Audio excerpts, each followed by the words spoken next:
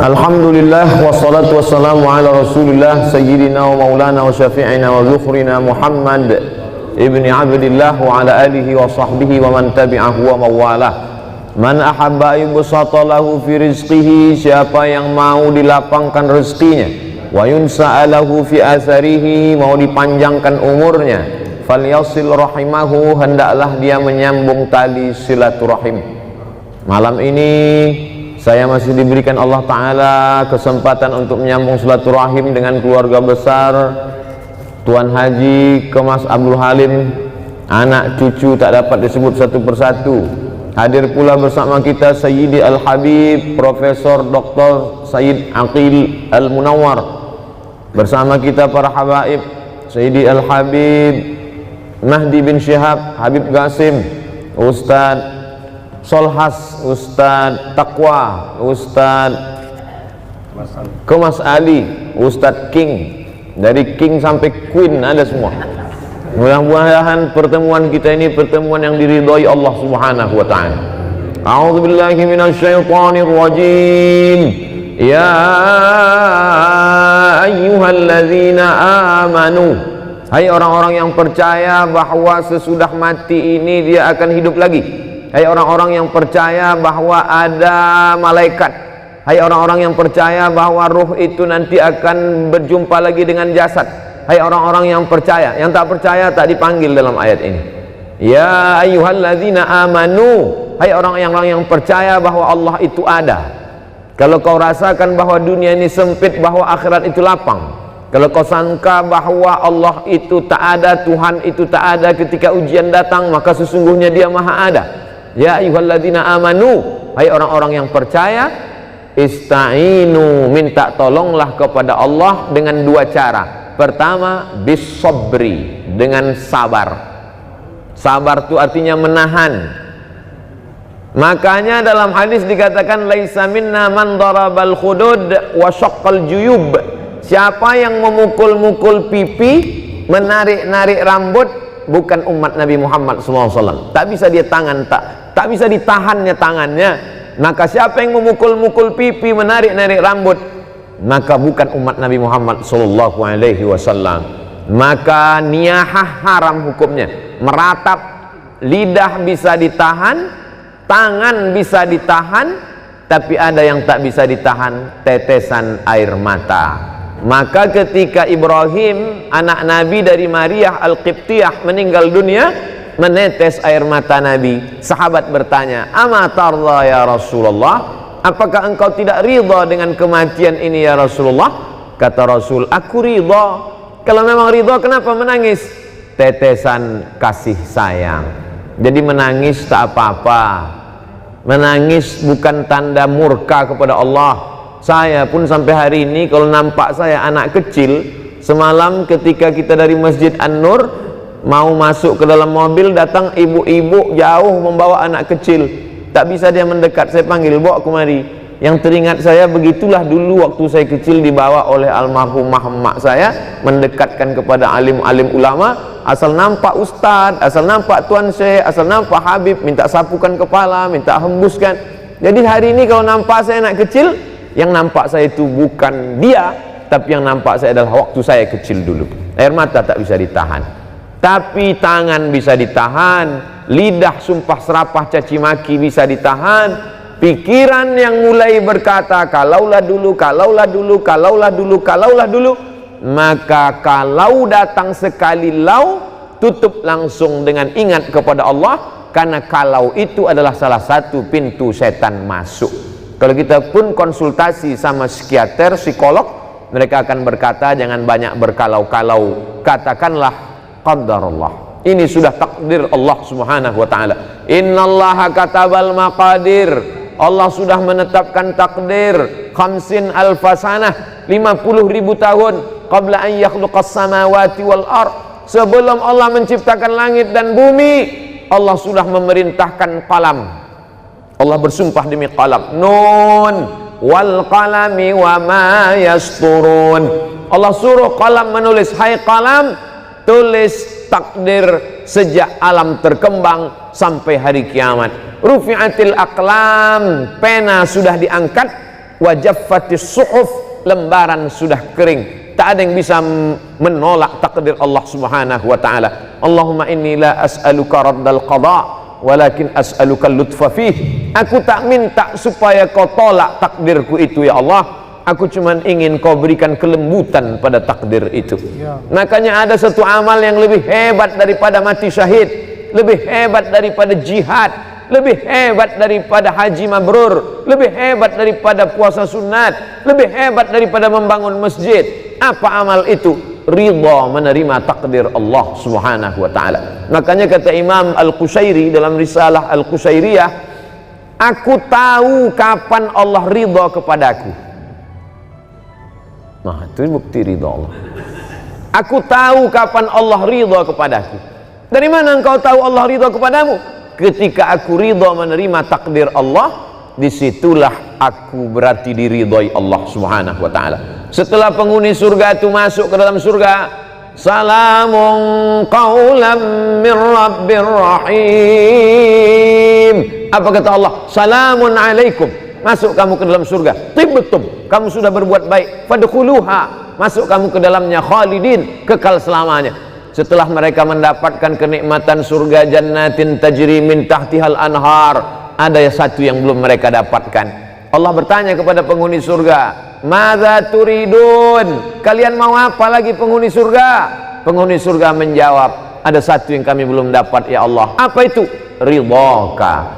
Orang yang mendapat surga belum tentu dapat ridha Allah, tapi orang yang dapat ridha Allah pasti dapat surga. Makanya di malam-malam Ramadan selalu kita minta, Allahumma inna nas'aluka ridhaka wal jannah wa na'udzubika min sakhatika wan nar. Tapi bercerita tentang ridha ini berceramah aja senang.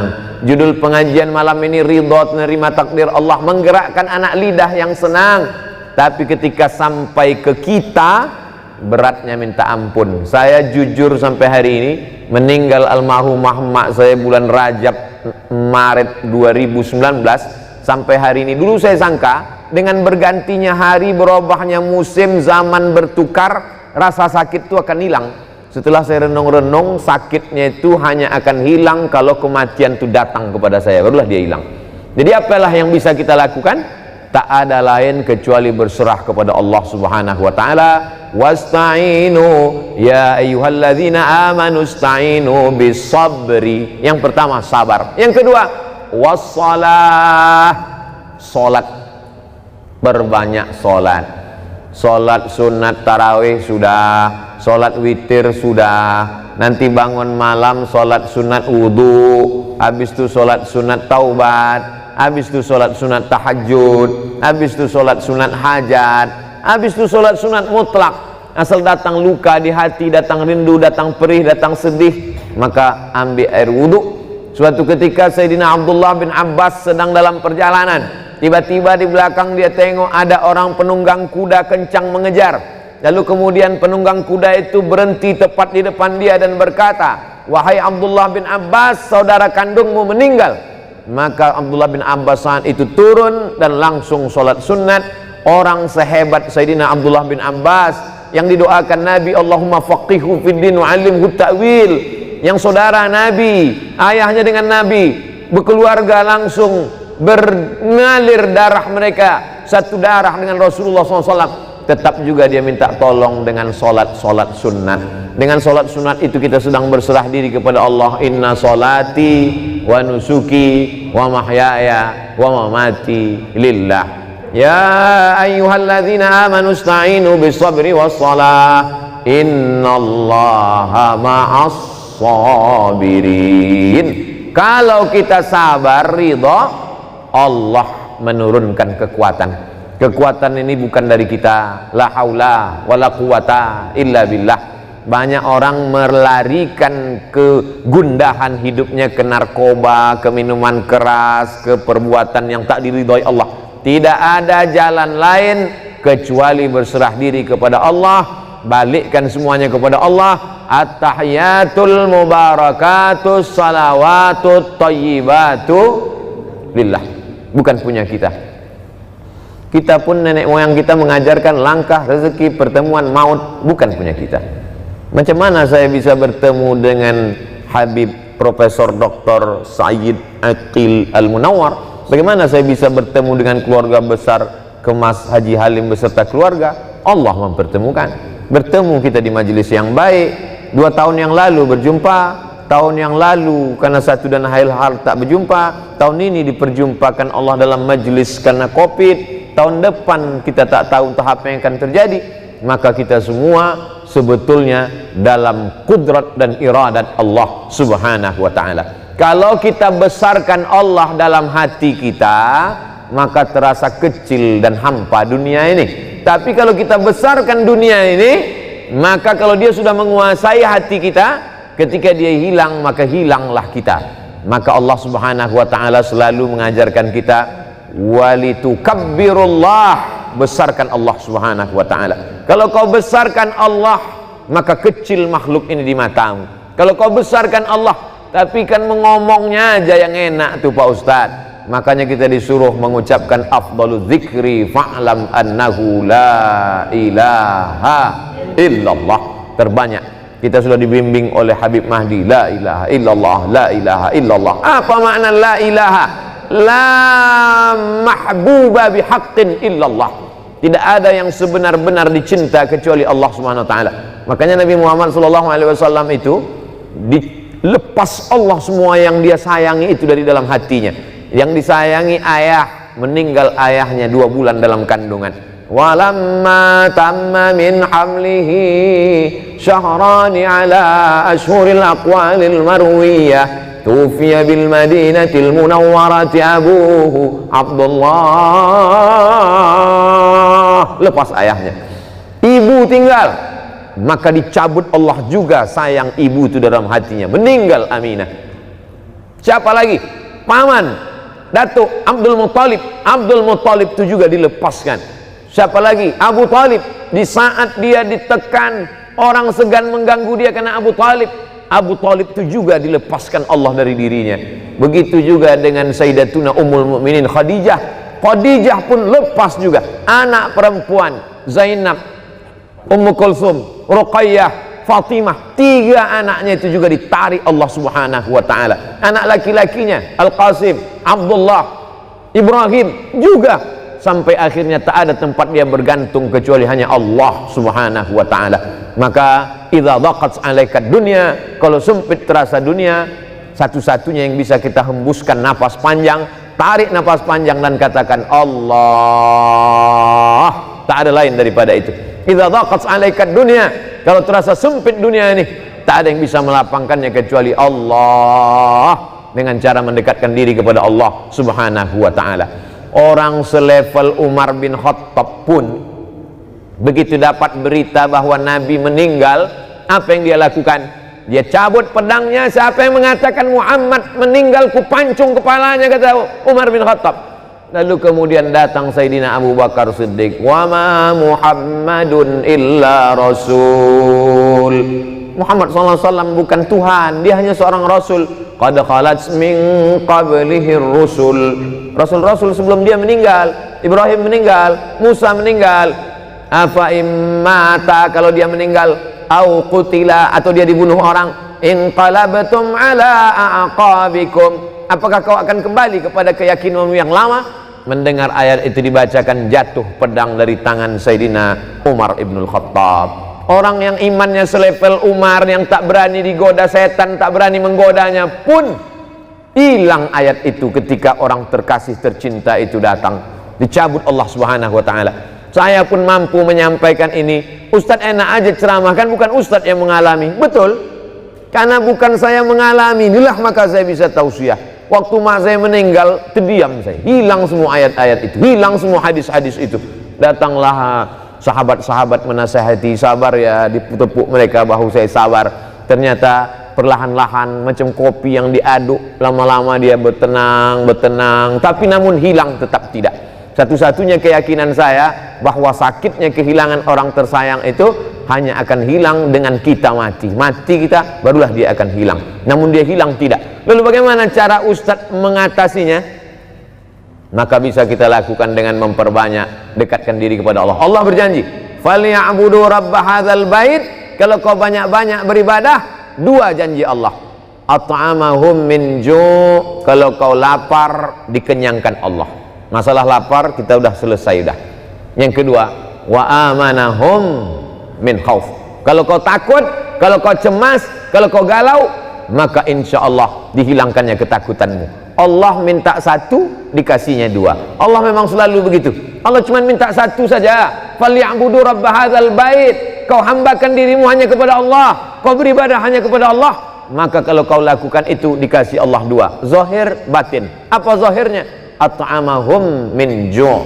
Apa batinnya? Wa amanahum min khauf. Penyakit yang diderita orang modern adalah takut sama sedih. Makanya orang yang masuk surga itu digambarkan Allah sifatnya, ala inna awliya Allah la khaufun alaihim walahum yahzanun. Tak ada rasa takut dalam hatinya, tak ada rasa sedih. Apa beda takut dengan sedih? Takut menghadapi masa depan. Apa beda takut dengan sedih? Sedih terhadap masa lalu, sedih terhadap kenangan yang begitu panjang, sedih terhadap kasih sayang yang begitu dilupakan. Takut bagaimana melangkah ke masa depan. Takut dan sedih itu dicabut Allah dari hati orang-orang yang berserah diri kepada Dia.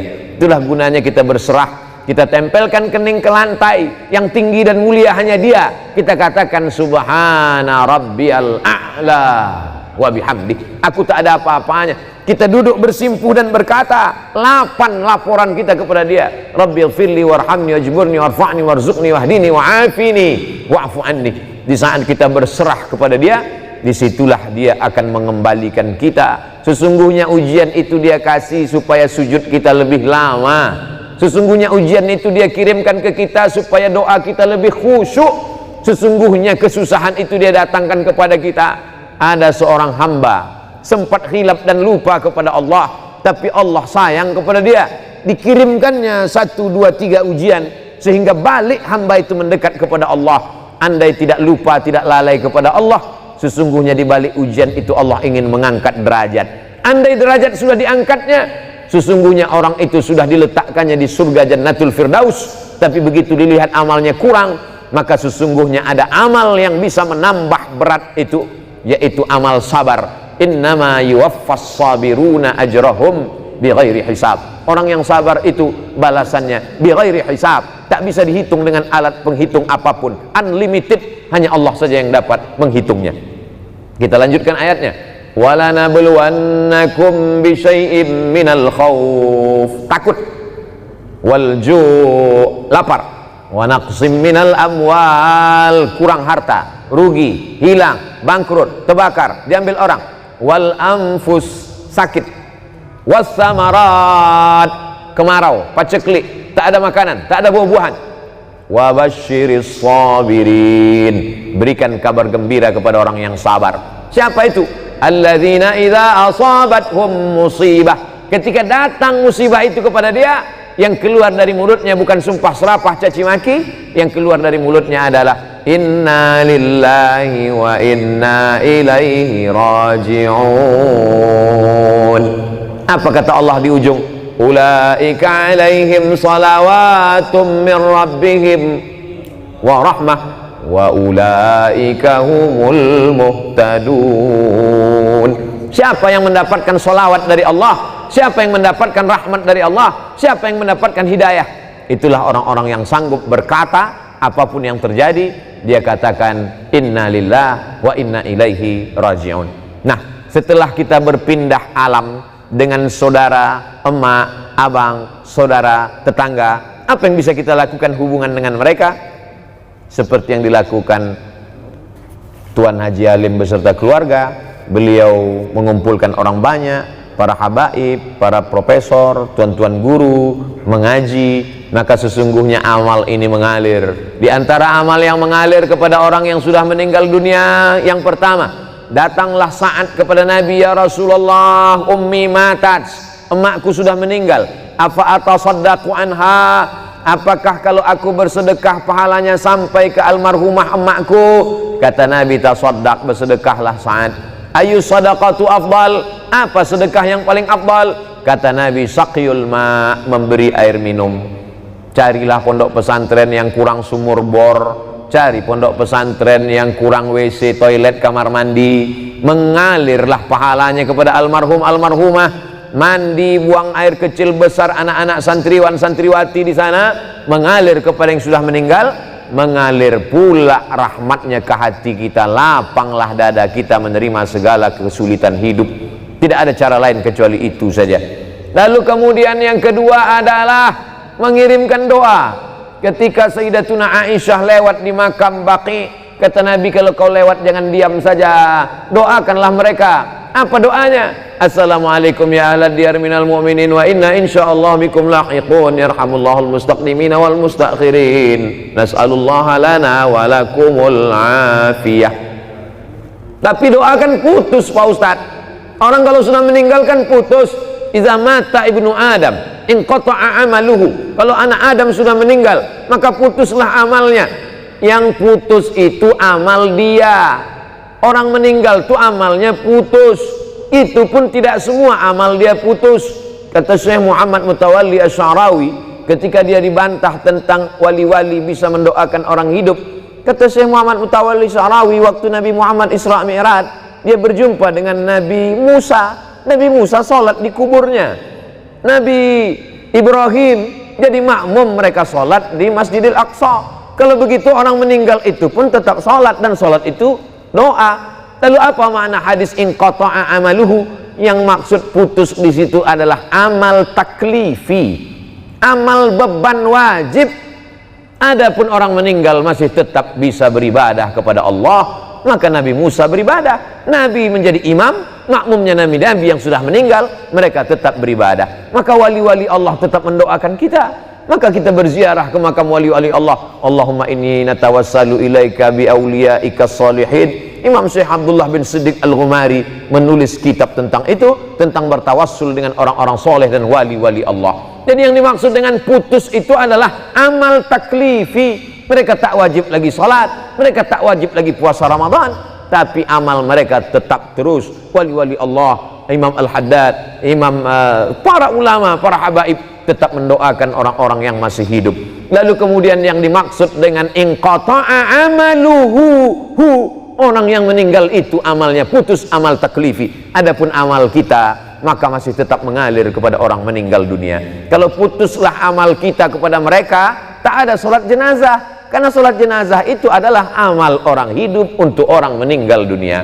Kalau ada orang mengatakan Fatihah yang kita baca tak sampai pada orang meninggal dunia, berarti nanti waktu sholat jenazah Allahu Akbar, tak pakai Fatihah karena tak sampai.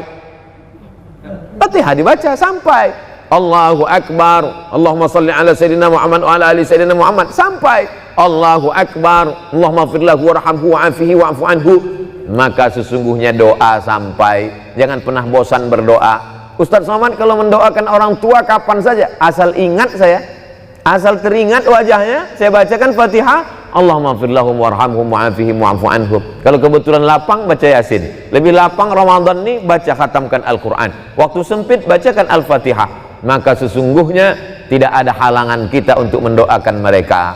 Yang ketiga yang sampai kepada mereka adalah tahlil.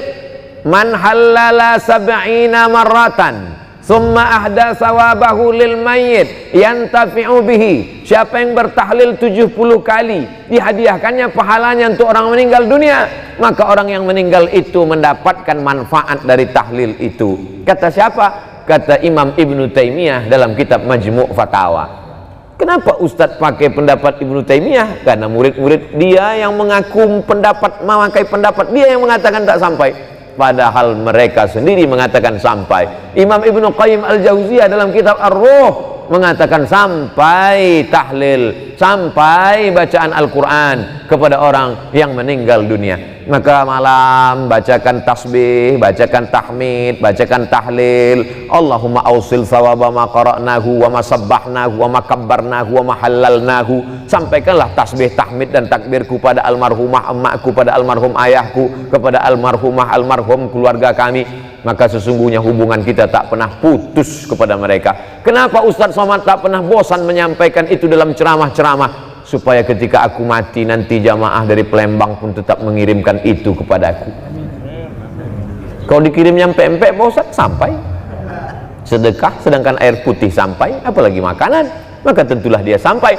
Maka tasbih, tahmid, tahlil sampai. Nabi lewat di suatu makam, diambilnya pelepah korma, fasyaqahu nisfain, dibelahnya menjadi dua, kemudian ditancapkannya. Sahabat heran, apa yang kau lakukan ya Rasulullah? Kata Nabi, la'allallaha an yukhaffifa 'adzabahuma ma lam yaybasa. Semoga selama pelepah korma ini basah, maka bermanfaatlah sampai ke bawah. Apa kata Imam Nawawi dalam kitab Al-Majmu'? Apa ada Imam Nawawi dalam kitab Al-Minhaj Syarah Sahih Muslim Ibn Al-Hajjaj?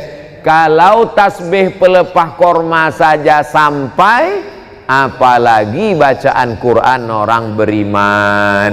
Jadi kalau ada orang mengatakan itu doa Abdul Somad dengan bacaan Fatihah dia itu tak sampai, berarti dia seolah-olah sama dengan mengatakan saya ini lebih buruk daripada pelepah korma lagi, tak sampai pula bacaan kita. Maka ini semuanya dalil-dalil. Sudah kita sebutkan ayatnya, dalilnya, ungkapan ulama, tak juga dia percaya. Kalau ada orang yang mengajak saya berdebat, sudah saya sebutkan, saya tak dapat membuktikan sampai atau tak sampai, hanya bercerita argumen saja. Kalau dia tetap menantang juga, tak ada cara lain kecuali meminta nama lengkapnya. Nanti kalau dia meninggal kita kirim. Kalau tak sampai, cepat-cepat kasih kabar. Itu sajalah lagi cara untuk mengatasi orang-orang yang tak percaya. Sedekah sampai, doa sampai, tahlil sampai, apalagi bacaan Quran sampai. Tadi udah kita baca Yasin di Masjid Al-Falah, sampai kemari kul huwallah 3 kali. Kenapa kul huwallah 3 kali? Innaha la ta'dilu sulusal Quran. Satu kul huwallah sama dengan sepertiga Quran. Kita baca 3 kali seolah-olah macam khatam Al-Quran. Lalu kemudian kenapa kita baca Qul bil falaq dengan Qul a'udzu bin nas? Kata Nabi sallallahu alaihi wasallam, kalau dibaca pangkal Al-Baqarah, ujung Al-Baqarah, Al-Mu'awwidhataini, maka cukuplah itu sebagai sebuah amalan. Tapi yang paling afdalnya adalah wa in khatimul Qur'ana fahuwa hasanun, kata Imam An-Nawawi dalam kitab Al-Azkar. Seelok-elok, sebagus-bagusnya dikhatamkan Al-Quran. Habis sholat subuh 2 lembar, habis zuhur 2 lembar, habis maghrib 2 lembar, habis isya 2 lembar, habis tahajud malam 2 lembar, 1 hari 10 lembar, 1 juz 30 malam, maka dapatlah kita menghadiahkan pahala-pahala bacaan Al-Quran. Sedekah sampai, doa sampai, tahlil sampai, bacaan Quran sampai, apalagi yang sampai kepada mereka? Ibadah kurban, Nabi memotong kurban, Allahumma hadza an Muhammad wa ali Muhammad sallallahu alaihi wasallam. Padahal waktu itu Khadijah sudah meninggal. Itu membuktikan bahwa pahala kurban pun sampai. Ini tak lama lagi nanti Zulqa'dah, sesudah itu Zulhijjah, maka berkurban untuk almarhumah, untuk mengobati hati sampai. Yang ketujuh, apalagi yang sampai kepada mereka? Labbaik Allahumma syubrumah. Kata Nabi, kau menghajikan siapa? Syubrumah. Syubrumah itu siapa? Akhi, saudaraku. Kau sudah haji apa belum? Belum. Hajikan dulu dirimu, kata Nabi. Itu membuktikan bahwa haji pun sampai. Kalau dia sudah haji, boleh haji sunat. Kalau dia umrah, maka dilaksanakan. Ini semua adalah amalan-amalan baik. Maka banyak orang tak Islam itu takut masuk Islam. Kata dia, orang Islam, kamu kenapa tak mau masuk Islam? Orang Islam tak sayang pada leluhur. Begitu meninggal langsung dikubur. Dia mau seminggu dulu main gaplek baru dikubur. Padahal orang Islam amat sangat sayang pada leluhur, karena kita tetap mendoakan mereka bertahun-tahun. Bahkan yang sampai itu lebih banyak lagi, lebih banyak lagi. Segala amal baik yang kita lakukan itu sampai kepada almarhum ayah, almarhumah emak. Man dalla ala khairin falahu mithlu ajri fa'ilihi. Siapa yang menunjukkan perbuatan baik, maka dia dapat pahala seperti orang yang melakukannya. Bedanya kalau anak kandung dengan orang lain, anak kandung melakukan baca Quran, otomatis sampai. Anak kandung berkurban, otomatis sampai. Tapi kalau orang lain macam kami yang tak ada hubungan nasab, hubungan darah, maka tadi dibimbing, Allahumma awsil sawaba ma qara'nahu wa ma sabbahnahu wa ma kabbarnahu wa ma halalnahu wa ma qara'nahu min ba'di suratil Baqarah wa surati Yasin wa suratil Ikhlas wal Fatihah wal Mu'awwidhataini, dibacakan oleh para habaib kita. Maka sampaikanlah kepada almarhum almarhumah, begitulah hubungan kita tak pernah putus, karena sesungguhnya kita tak pernah mati. Berawal kita dari alam roh, hidup. Pindah ke alam rahim, hidup. Masuk ke alam dunia, hidup. Pindah ke alam kubur, alam barzah, hidup. Bangkit nanti di alam akhirat, hidup. Kita tak pernah mati. Orang yang mengatakan mati. Wala taqulu liman yuqtalu fi sabilillahi amwat. Jangan kau katakan mereka mati, bal ahya, mereka hidup. Walakin la tash'urun. Kamu yang tak bisa merasakan kehidupan mereka. Makanya para habaib, para wali Allah, bisa mereka dengan koneksi yang sama, dengan level yang sama, bisa mereka melihat itu. Orang-orang yang mati bisa berhubungan dengan mereka. Kenapa? Karena sesungguhnya kita hanya berbeda alam saja, tapi Allah subhanahu wa ta'ala menutupkan dengan hijab dosa-dosa kita. Walaupun demikian kita tetap berkirim bacaan Quran, pahala. Jangan pernah lupa. Seperti sebetulnya Ustadz Somad mengingatkan lewat ceramah, lewat tausiah. Beda dengan Tuan Haji Kemas Abdul Halim, beliau menyampaikannya lewat action, lewat perbuatan. Tiap tahun beliau adakan haul, beliau sedang mengajarkan kepada masyarakat Palembang, Sumatera Selatan, Indonesia, karena video ini ditonton di mana orang berada. Tausiah saya 2 tahun yang lalu masih ada di YouTube, bahwa beginilah cara berbakti kepada orang tua yang sudah meninggal dunia. Hari ini banyak kita melihat orang menyepelekan, masih hidup pun orang tuanya diletakkannya di panti jompo. Begitu juga dengan anak yang tak berbakti kepada orang tua, melakukan perbuatan yang dilakukannya itu adalah akan menjadikan hidupnya bergelimang air mata, tak pernah menempuh kebahagiaan. Ada satu dosa yang dibalas Allah di dunia dan di akhirat tetap dapat. Jangan heran kita kalau ada orang pecandu narkoba di dunia hidupnya tenang. Jangan heran kita kalau lihat ada orang pemabuk pezina di hidupnya di dunia tenang. Tapi ada satu dosa di dunia dapat, di akhirat dapat. Apa itu? Durhaka kepada orang tua. Maka orang yang melawan orang tua di dunia dia tak akan pernah mencium kebahagiaan. Di akhirat nanti. Jadi kalau ada orang durhaka di dunia susah Pak Ustadz, ya. Di akhirat nanti dapat lagi. Betul. Kenapa sudah di dunia dapat, di akhirat dapat lagi? Di dunia itu baru DP-nya aja. Nanti di akhirat barulah dia dapat lengkap fullnya. Maka kalau mau hidup bahagia, berbaktilah kepada orang tua. Haji Alim sudah menunjukkan itu kepada kita. Bertahun-tahun sudah meninggal almarhum, dan cerita tentang beliau selalu saya bawa kemanapun menasihati anak-anak di sekolah. Saya pernah ceramah kepada orang di Palembang.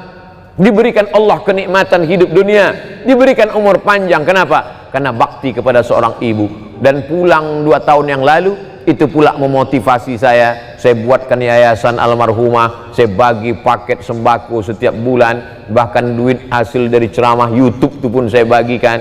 Untuk apa? Untuk mengajak jamaah supaya kita jangan sampai menjadi orang yang melakukan ala adullukum ala akbaril kabair. Maukah kamu kutunjukkan dosa terbesar di antara yang besar? Apa itu ya Rasulullah? Al-isyraku billah, syirik. Insya Allah kita tak syirik lagi. Yang kita khawatir yang kedua ini, uququl walidain, durhaka kepada orang tua.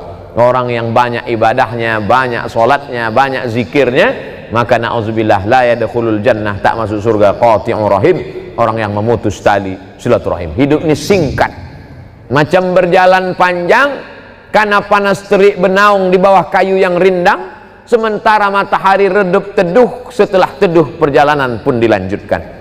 Perjalanan ini panjang. Waktu lelah, letih, panas, berhenti sejenak di bawah pohon yang rindang. Waktu berhenti di bawah pohon rindang itu jumpa dengan Habib Mahdi, jumpa dengan Ustadz Taqwa, jumpa dengan Sayyidi Profesor Dr. Sayyid Aqil Al-Munawwar, jumpa dengan Haji Alim. Ini sedang di bawah pohon rindang sejenak, sementara matahari redup. Nanti matahari redup, perjalanan pun akan berlanjut. Tak siapa yang lebih dulu di antara kita. Tapi andai kematian itu lebih dulu ke saya, maka saya tak pernah bersedih. Kenapa? Karena semua orang Palembang pasti akan mengirimkan Fatihah, tahlil dan doa untuk saya. Saya yakin itu. Saya WA dengan Ustadz Taqwa, saya bilang kalau saya meninggal di Pekanbaru, antum jangan datang, saya bilang. Dia tanya, kenapa? Karena tanganku tak bisa menghapus air matamu. Kita ini tidak tahu. Kalaulah kematian itu datangnya setelah sakit, betapa banyak orang sehat mati mendadak. Lalu yang paling baik itu apa? Bersiap-siap. Saya kalau tidur malam saat mengatakan bismika Allahumma ahya wa amut, saya sudah siap bahwa nanti kalau buka mata pertanyaannya marrab buka.